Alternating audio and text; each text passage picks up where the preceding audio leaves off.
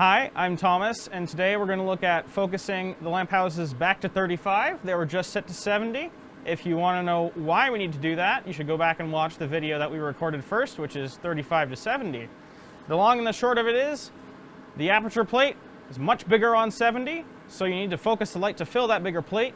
But now that we're back down to 35, we want to refocus all that light so it's more bright and actually is not just wasting a bunch that's sitting in the back of this plate over here and just making it really hot.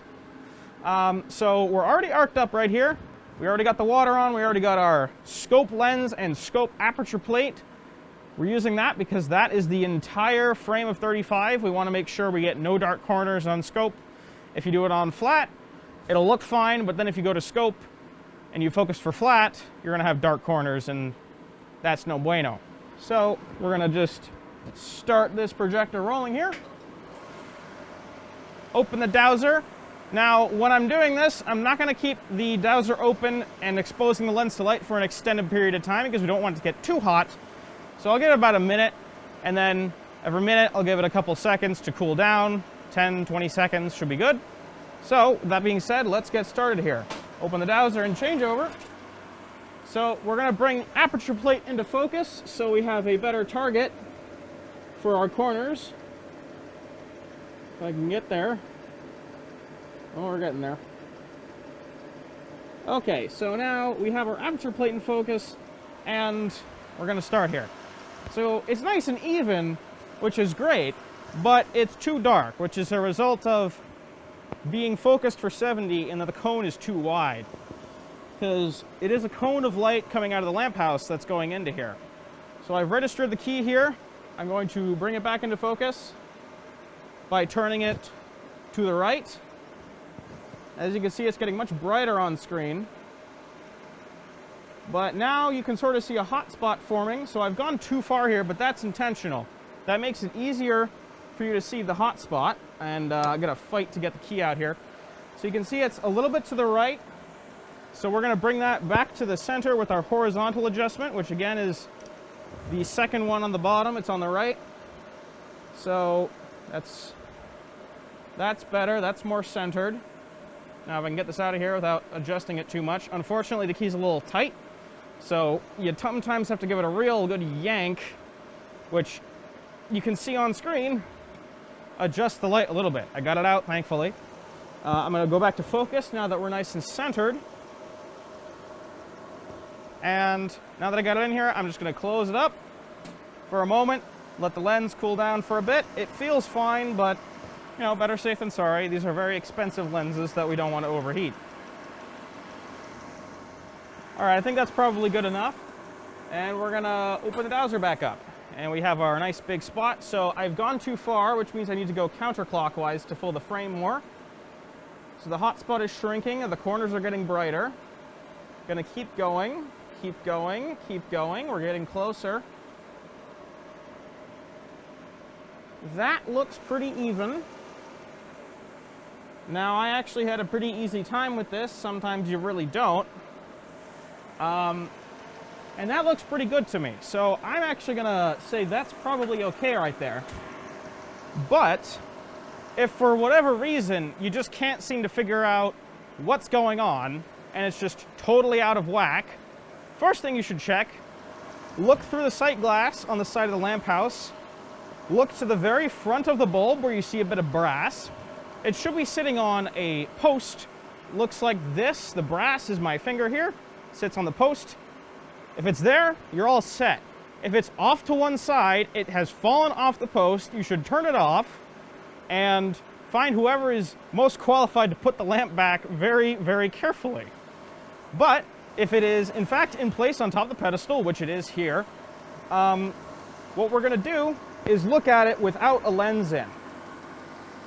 So this is what you should be aiming for. If it looks really weird, then this is the best thing to check because you'll get an idea if you're even close. So the edge of the projector is in the way here, so I'm going to close the door. But as you can see, the anode of the lamp is directly in the center of the screen, and it's a very, very nice circle. That means the lamp is perfectly aligned and is collinear with the lens, or the aperture for the lens, rather. so it's actually straight on. If it's off to one side, then the adjustment has been moved so far to one side that it's not straight anymore, and you need to fix that before you can make it look reasonable with a lens. So this is what you're looking for. If you can't get your nice even field, go back and check this. You shouldn't need to, but if something has gone really out of whack and something slipped, this is what you should check first, because you can only do so much when you can't actually see what's going on. This makes it very clear if you are straight on or not.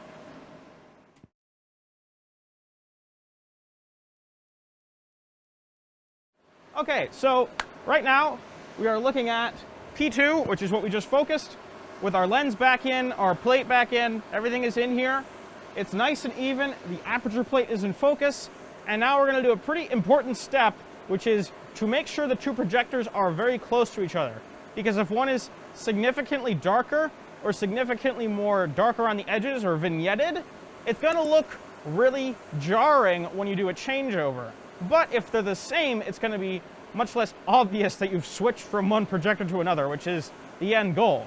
So I'm going to switch over to P1 here, and other than a slight focusing issue where it's a little to the left and a little down, which is another issue entirely, it looks pretty similar.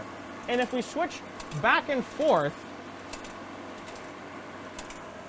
you can see they're pretty similar. So I'm looking at P1 right now. I'm going to switch back to P2. Again, they're slightly shifted, but the overall uniformity and the brightness is very close. You want these to be as close to each other as possible so that you get a nice uniform field on both of them and you don't notice as much when you switch between them, and you just get good-looking movies. So I'm going to say that this one's pretty good. The other one might actually need a little bit of love. It tends to slip, which is, again, not great, but it's an issue. I might focus that one a little bit more. It's really close. I'm not worried about it. This one is really good. So I think these are both all set.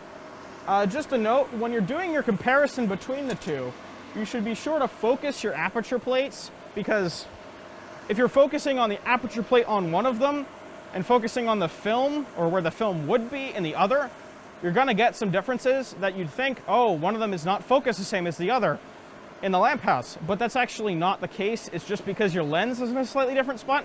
So just make sure to check that. It's not a huge deal, but it makes it a lot easier if they're on the same plane and they are right next to each other. It's a lot easier.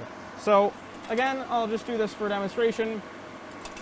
They look almost the same. It's really close, which I'd say is good enough. You can spend hours on this if you really want to. I wouldn't recommend it.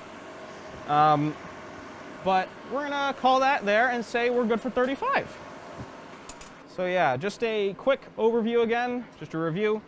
When you're focusing, scope, lens, scope, aperture plate. These are your main adjustments. The one you're going to spend the most time is focus, which is your back left one.